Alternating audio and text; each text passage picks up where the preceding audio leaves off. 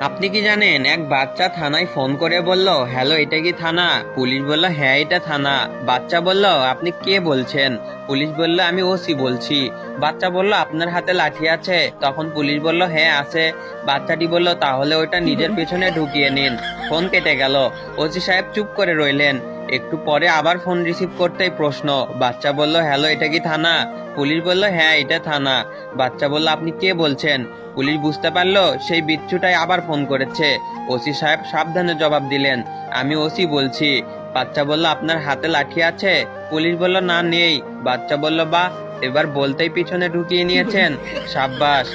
CLI দেখে OC ওই নম্বরে ফোন করলেন। ধরলেন এক ভদ্র মহিলা। ওসি সাহেব বললেন, আমি থানা থেকে ওসি বলছি। এই নাম্বার থেকে একটি বাচ্চা ছেলে আমাকে ফোন করেছিল। বলছে হাতের লাঠিটা নিজের পেছনে ঢুকিয়ে নিন। বাচ্চার মা বলল, এমা কখন? পুলিশটি বলল, মিনিট